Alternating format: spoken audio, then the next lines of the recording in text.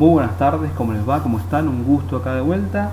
Hoy día nos juntamos, ¿cierto?, para poder resolver la actividad prevista en la clase número 9. Esa actividad, digamos, que ustedes subieron un videito muy interesante en la plataforma. La idea es que ustedes puedan tener la resolución final de este trabajo. Recuerden que hay 4 grupos que tienen puntaje para el parcial, así que aprovechenlo eso. Pero básicamente es poder, digamos, contarles, ¿cierto?, de qué manera se resuelve este trabajo, básicamente, que es un taller de integración de los primeros 2 temas, que era de vengado y percibido, y la situación patrimonial, financiera y económica de la empresa. Es decir, vamos a integrar estos 2 conceptos con lo que hemos visto en cada una de las clases y lo que han desarrollado cada uno de sus compañeros. Básicamente los videos están subidos en la plataforma para que ustedes los puedan ver, revisar y ver de qué manera, digamos, ellos lo han resuelto. Pero el ejercicio de hoy día era para que ustedes puedan, ¿cierto? Vamos a hacer solamente el grupo número 1, que el grupo número 2 es similar al trabajo, pero ustedes tienen que resolverlo con los números que están en ese contexto. En este caso, ¿cierto?, lo que vamos a ver nos habla, ¿cierto?, de una empresa la cual nos partimos de un estado de situación patrimonial a 31 de diciembre del 2022, que es el que está acá, ¿cierto? Y nos dice, bien, a partir de este estado de situación patrimonial ustedes tienen que generar, ¿cierto?, diferentes asientos, que va a ser más que nada a partir del principio de vengado y percibido, y luego determinar algunos resultados en función de los ratios que nosotros vamos a pedir. Entonces dice que la empresa Prada S.A.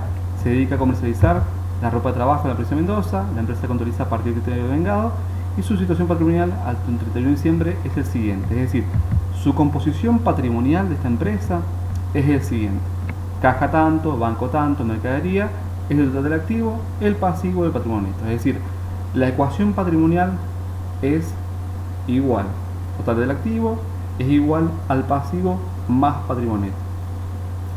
Recuerden siempre de revisar estas sumas, ¿cierto?, que pueden que estén mal. Eso, fíjense siempre de poder conciliar estas cuentas, ¿cierto? Si hay algún error, poder revisarlo previamente, ¿cierto?, que ustedes lleguen a esto, o revisen el que reciben también para ver si hay alguna diferencia de algunos conceptos. Hagan toda esta sumatoria que determine, ¿cierto?, cuánto es el total del activo, cuánto es el total del pasivo y cuánto es el total del patrimonio neto.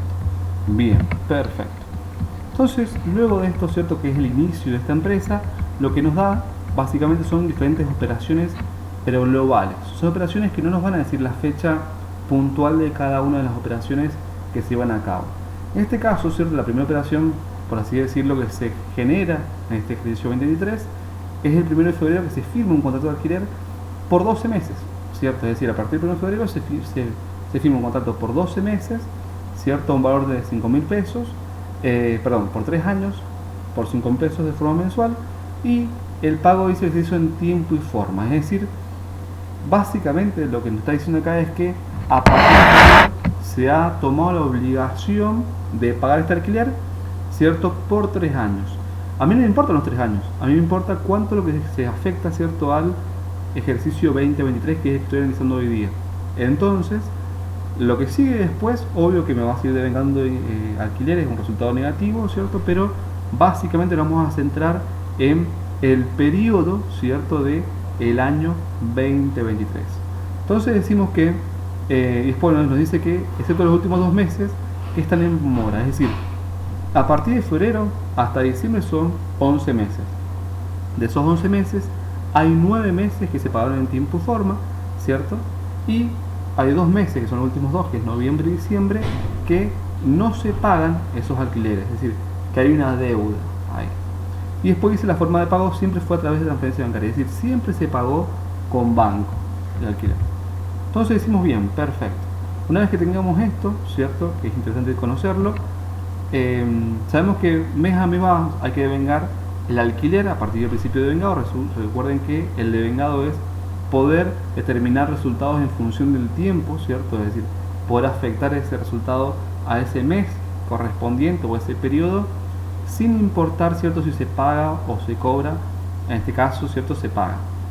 Entonces decimos básicamente que el 1 de febrero de 2023 contratamos eso, perfecto, bien. Entonces sabemos que a partir de febrero en adelante hay que devengar siempre cuando finaliza el mes devengamos este resultado negativo contra banco o contra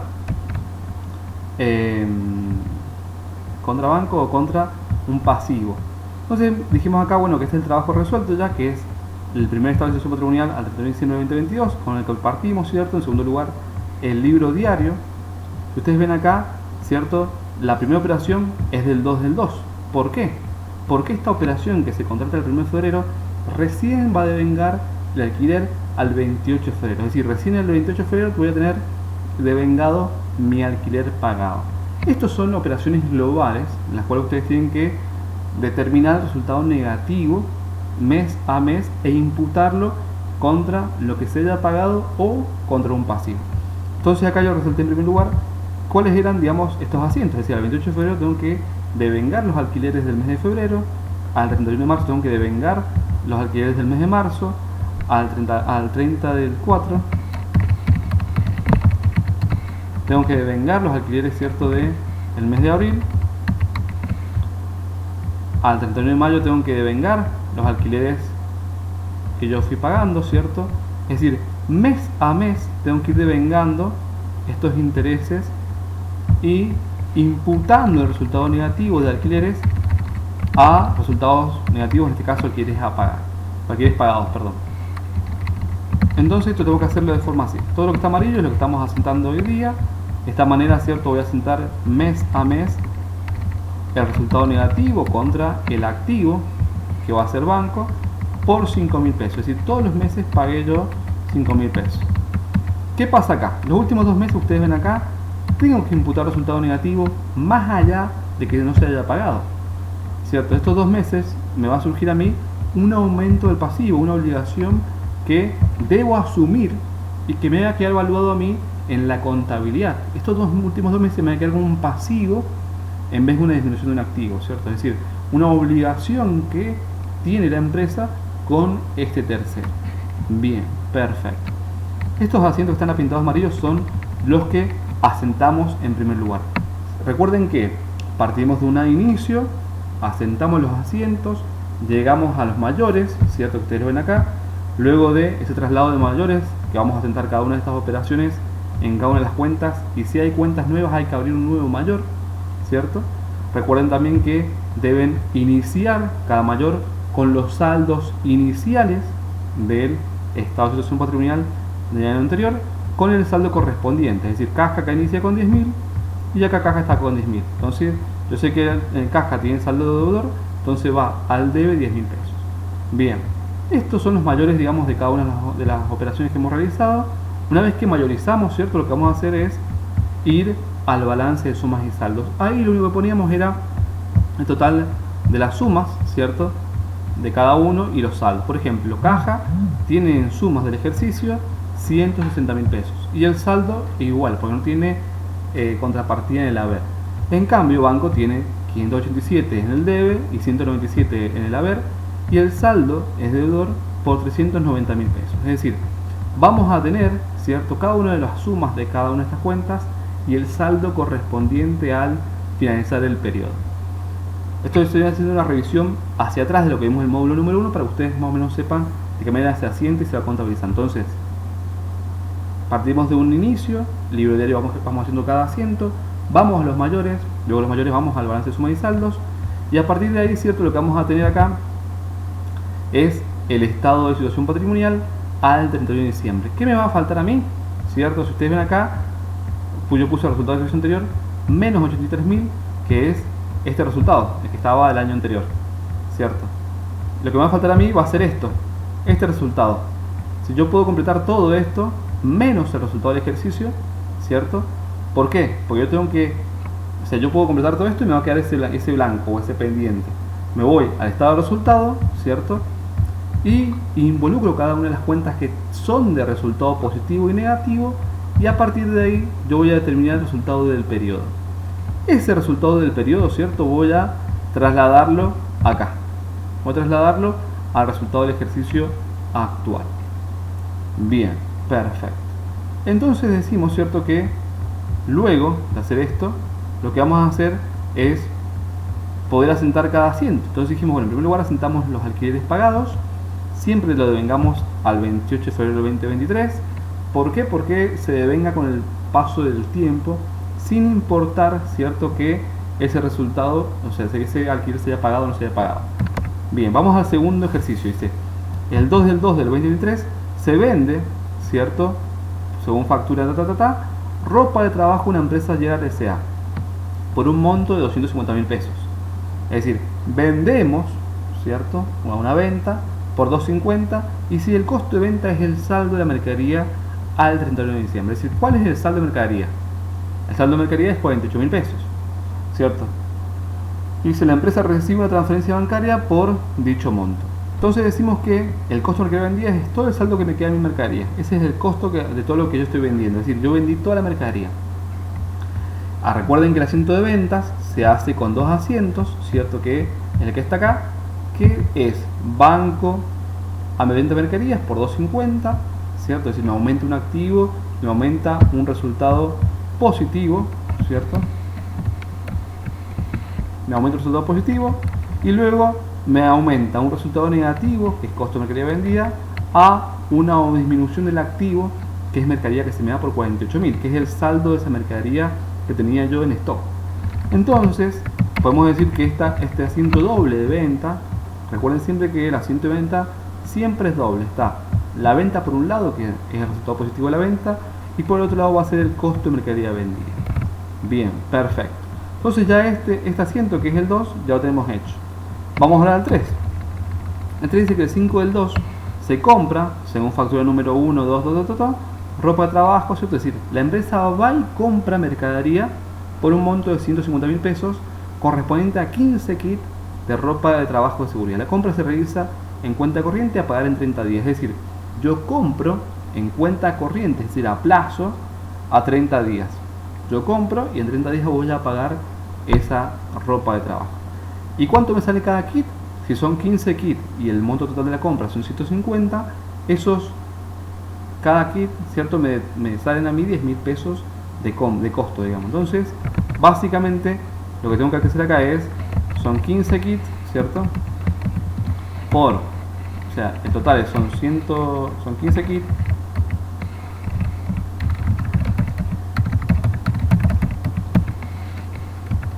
compra de 150, y lo que voy a hacer es dividir los 150 dividido 15, es decir, eso me va a dar el costo unitario de cada uno. Si yo después vendo 5, el costo va a ser 50.000, porque es el costo que a mí me salió esa mercadería tener en disposición en mi stock o en mi almacén. Bien, entonces la compra de la mercadería, que es el 5 de febrero, la determino a partir de este asiento, que es, ¿qué cosa? Es la adquisición de un activo, un aumento de un activo, y el aumento de un pasivo por 150.000 pesos. Es decir, yo incorporo un activo, me aumenta mi activo por 150.000, pero también tengo la obligación a 30 días de pagar esa obligación con mi proveedor. Bien, perfecto. Entonces el 3 ya está también. Vamos al 4. El 4 dice que se vende, según factura, 5 kits. Es decir, de los 15 que compré, vendo 5 kits de ropa de trabajo. Estos 5 kits, ¿cierto?, yo los vendo a 150.000 pesos. Dicha venta se cobra en efectivo. Entonces nuevamente acá lo que me va a aumentar, ¿cierto?, va a ser caja por 150. Venta de mercadería me aumenta, que es un resultado positivo que van a ver, ¿cierto? Y recordemos siempre que este tipo de asientos de venta tiene un doble asiento, ¿cierto? Un asiento por la venta y otro asiento por el costo de mercadería vendida. Es decir, ¿cuánto me salió a mí poder poner a disposición esa mercadería para poder venderla? Si son 5 kits, ¿cierto?, y cada kit salía 10.000 pesos, el costo de mercadería vendida va a ser 50.000 pesos. Costo de mercadería vendida. Es decir, que el costo de mercadería vendida va a ser 50.000 pesos, y a partir de ahí yo puedo empezar a decir, bueno, bien, ya hay cuentas de resultados, ¿cierto?, de venta de mercadería, ya hay costo de mercadería vendida, es decir, ya algo con los resultados va a haber en la empresa. Pero también hubo una modificación en el patrimonio, es decir, hay aumentos de activo, hay aumentos de pasivo, hay disminuciones de activo, es decir, hay una composición del patrimonio que se va modificando a partir de estas operaciones comerciales que tiene la empresa. Bien, muy bien. ¿Qué nos dice después? Entonces vamos al siguiente, que es este. El 4 del 3, ¿cierto?, se cancela la mitad de la factura 10025 con transferencia bancaria y la otra mitad se refinancia a 30 días más con un interés de 2.000 pesos. Es decir, ¿yo qué hago en primer lugar? El 4 al 3 lo que hago es, me disminuye proveedores, que lo tenía en 150, ¿cierto? Que es el que está acá. Que está acá, a ver, ¿dónde está? Acá. Que es el que está acá, ¿cierto? Este 150, digamos, me disminuye por la mitad, que es 75.000 pesos, que esto es un pasivo que me va a disminuir a mí, ¿cierto? Y luego, ¿qué pasa? ¿Cómo lo pago yo eso? Lo pago con transferencia bancaria, entonces va a banco, disminución del activo, que es banco que va a la B. Bien, perfecto, esa es la primera parte del asiento, el cual debo asentar, ¿cierto? En segundo lugar, ¿qué me dice? Bien, perfecto. Usted tiene, ¿cierto?, la posibilidad de refinanciar a 30 días más, la otra mitad, pero usted debe incluir 2.000 pesos más en mi cuenta corriente. Recordemos que la cuenta corriente del proveedor tiene 150.000 pesos menos 75, que da 75 por pagar. ¿Cómo hago yo para poder demostrar que ese resultado negativo, un interés perdido, ¿cierto?, un interés que después aprendimos de cómo se va a devengar ese interés, pero hoy día lo que queremos ver acá es que el resultado perdido, ¿cierto?, o ese resultado negativo por un interés perdido, hay que imputarlo, ¿cierto?, contra la cuenta corriente del proveedor. Es decir, yo al proveedor no le voy a pagar 75.000, tengo que pagarle 77, que son los 75 del saldo de proveedores más los 2.000 pesos de interés. Entonces, el segundo asiento es este. A partir de ahí, ¿cierto?, la idea es poder empezar a ver, ¿cierto?, de qué manera poder ir trabajando asiento a asiento, ¿cierto?, y ir pensando qué es lo que pasa. Recuerden siempre, chicos, que hay que entender que lo estamos haciendo antes de hacerlo. Es decir, tratemos siempre de entender qué es lo que vamos a hacer para poder después hacerlo y saber por qué lo hacemos. Bien, el siguiente ejercicio, ¿cierto?, habla sobre que los socios de esta sociedad aportan a la sociedad 2 rodados por 20.000 pesos cada uno y tienen en cuenta por 200.000 pesos. Es decir, rodados, si son 20.000 pesos cada uno, va a incrementarse en 40.000 pesos y banco se va a incrementar en 200.000 pesos, que es lo que a mí me aumenta mi activo, ¿cierto? Entonces, este que es un asiento más que nada de aportes de capital de los socios, lo que vamos a hacer, ¿cierto?, es demostrar que nuestro patrimonio, nuestro activo aumentó en 240 y el capital social, que es el aporte de los socios, aumentó en 240. Bien, perfecto. ¿Qué dice después? El 3 del 4, ¿cierto?, se cancela la deuda con el proveedor ROP S.A. según factura 10025 con pago de transferencia bancaria. Entonces, ¿qué pasa acá? Básicamente, lo que vamos a hacer acá, ¿cierto?, es poder conocer, ¿cierto?, de qué manera se van pagando esa deuda. Es decir, yo el resultado negativo de los intereses perdidos ya lo devengué, ¿cierto?, ya lo imputé a ese periodo. Lo que tengo que hacer acá es poder cancelar la obligación con mi proveedor. Es decir, esos 75 más los 2.000 pesos, que son 77, debo pagarlo con ¿qué dice? Lo pago con banco. Es decir, hay un activo que me va a disminuir por 77 y va a ser un proveedor que me va a disminuir por 77. Es decir, cancelo mi pasivo de esta manera, ¿cierto?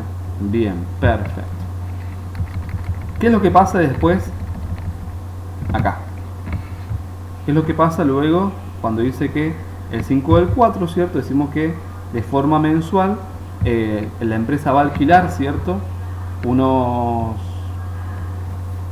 va a alquilar un rodado de su propiedad, que generalmente va a ser eso que aportó los socios a la sociedad, y la persona, digamos, que lo alquila, esto es como un pequeño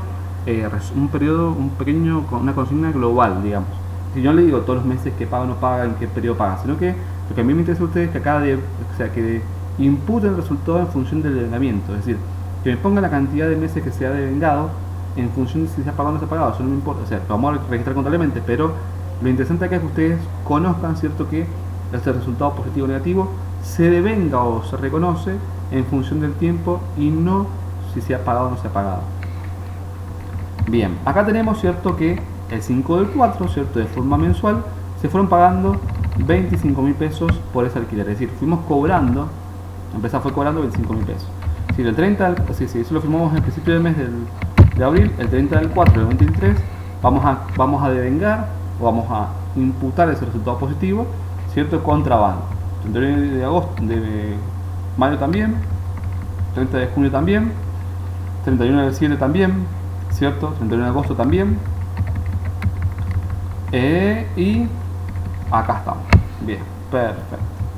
Es decir, mes a mes lo que vamos a ir haciendo, ¿cierto? Es ir devengando o ir reconociendo ese resultado positivo, que es los alquileres cobrados contra el incremento de mi banco. Es decir, yo cobro mes a mes, ¿cierto? A partir de abril, todos los meses hasta mayo, cobro esos 25.000 pesos y lo voy, ¿cierto?, imputando el resultado mes a mes.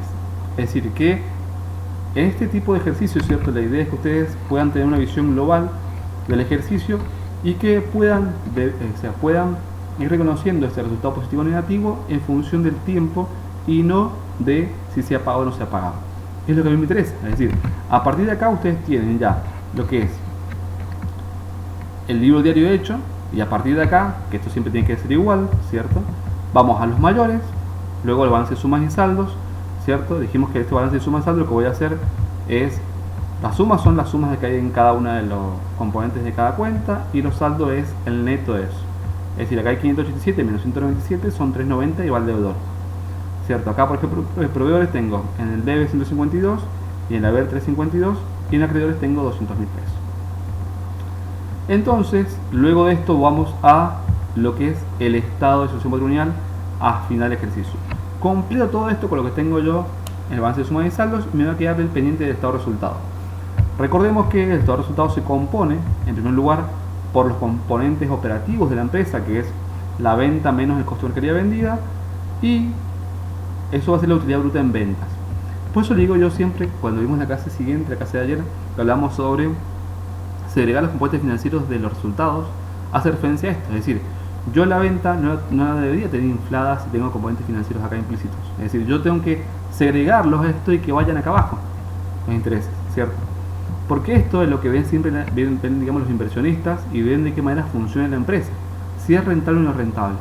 Y si nosotros incorporamos los intereses financieros en las ventas, vamos a inflar las ventas y la utilidad bruta en ventas va a ser mucho más grande de lo que realmente es, ¿cierto? Muchas veces estos intereses se cargan en las ventas de forma errónea para poder inflar esas ventas y eso, digamos, no se debe hacer. Es decir, por eso la R37 nombra que se deben segregar los compuestos financieros implícitos de los intereses que vimos en la clase de ayer.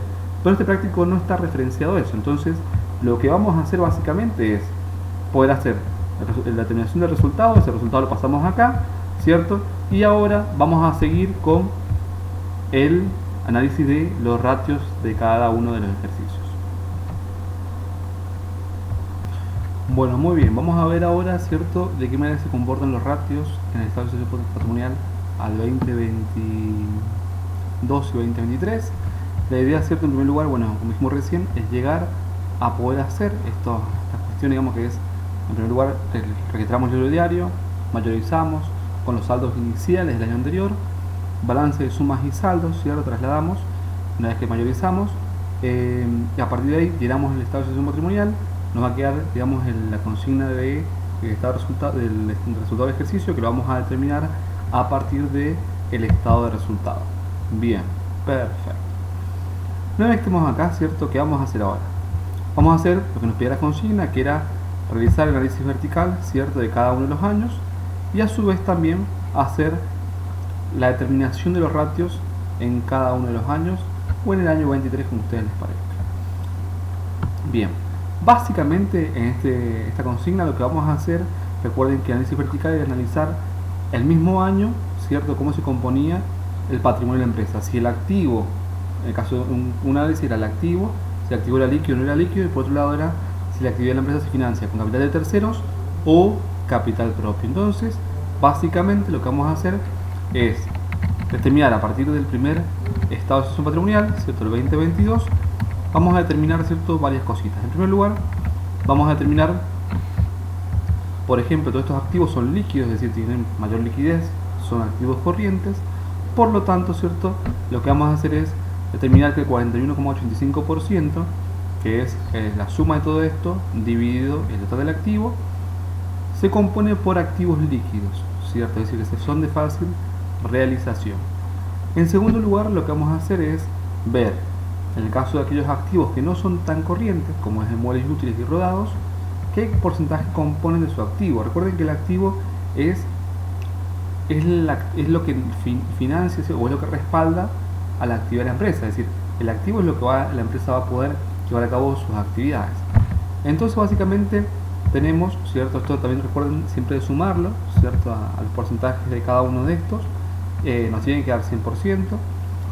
Y en segundo lugar, lo que vamos a hacer es, entonces lo que decimos acá, en primer lugar, es que a partir del análisis vertical se puede observar que este se compone mayoritariamente de activos no corrientes, es decir, la composición del activo de esta empresa es mayoritariamente de activos no corrientes. Bien, ¿qué pasa ahora?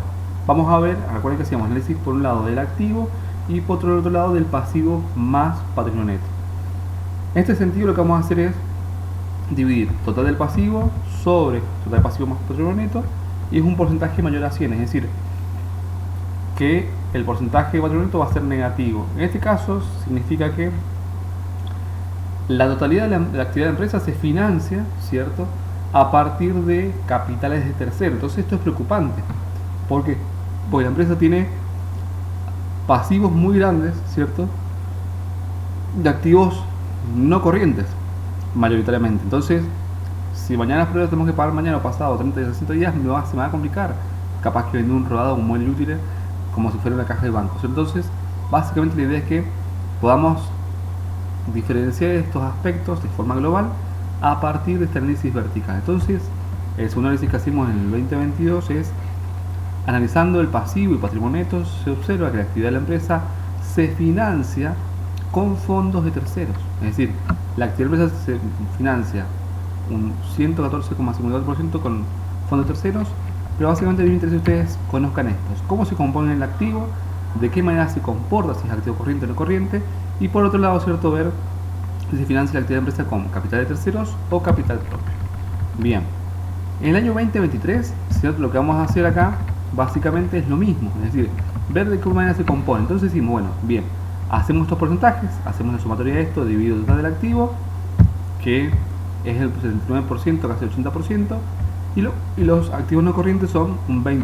Es decir, hubo un gran cambio, ¿cierto?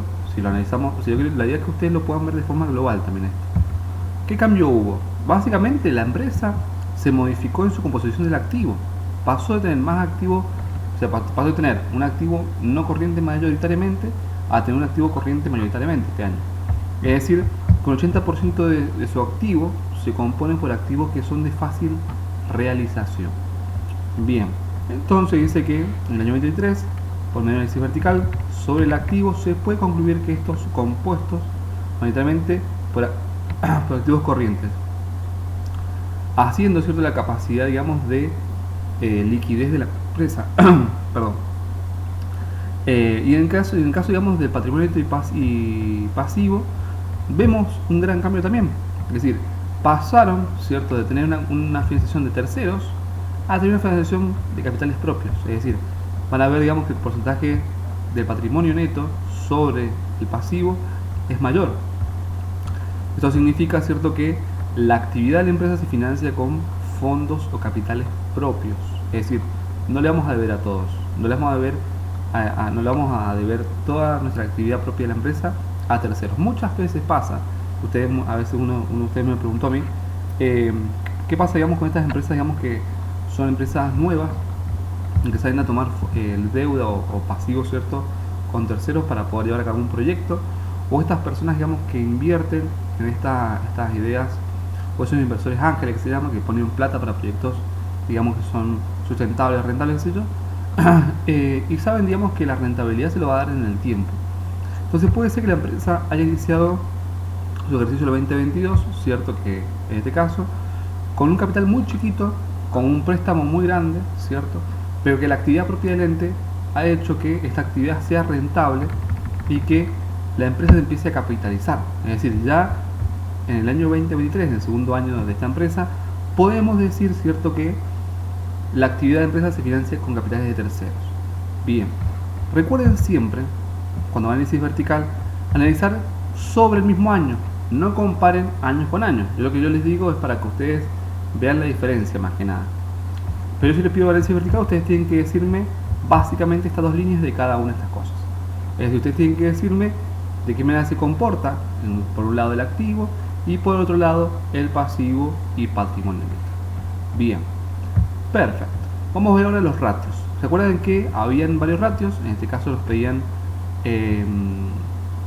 4 ratios, digamos, el ejercicio, o 3: rentabilidad, endeudamiento y solvencia. Bien, entonces este no lo pedí.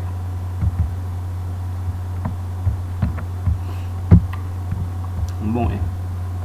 Perfecto. Lo que tenemos acá, básicamente, ¿cierto? Tenemos los ratios al año 2022 y 2023. Recuerden que los ratios son indicadores, ¿cierto? De forma cuantitativa, que se saca información de diferentes estados de las empresas y se calcula un porcentaje que nos determina alguna variante o alguna variación, o sea, nos significa algo eso, ¿cierto? En primer lugar, decimos que el año 2022 la utilidad fue negativa, es decir, con una pérdida de 83.000 pesos, y el capital hubo de 50.000. Es decir, que ese año la empresa no fue rentable. Es decir, las personas que pusieron 50.000 pesos tuvieron que después ir a pedir préstamos para poder cubrir esa pérdida. Entonces decimos que ese año la empresa no fue rentable. Vamos a hacer la comparación, ¿cierto? Año con año en este caso, pero para que ustedes vayan viendo la diferencia que sucede en este ejercicio. En el 2023 básicamente lo que ustedes ven acá es que la utilidad fue 370, el capital 290, por lo tanto dice que la empresa en el año 2023 es rentable. Y si la rentabilidad me va a decir si es rentable o no es rentable la empresa, es decir, el porcentaje que tengo, la utilidad sobre el capital, es lo que a mí me determina si ese porcentaje es positivo, es rentable, si es negativo, no es rentable. Entonces lo que decimos siempre es poder entender que la utilidad es el resultado del ejercicio y el capital es el capital que aportan los propios socios o accionistas a la empresa. Bien, endeudamiento. Endeudamiento era el pasivo sobre patrimonio neto. Decíamos que en el 2022 la empresa tenía, digamos, un patrimonio neto negativo, ¿cierto? Que lo cubría con los pasivos, y que ese pasivo, digamos, era 260.000 pesos. Entonces la empresa en el año 2022 tiene un alto nivel de endeudamiento. Esto es importante determinarlo, ¿cierto? De acuerdo a este ratio, porque nos da, digamos, que la empresa sinceramente es crítica en ese sentido. Hoy día podemos ver que en el año 2023 se comportó de otra manera, ¿cierto? De que cambió ese parecer y vamos a ver qué pasó acá. Bien. ¿Qué dice acá?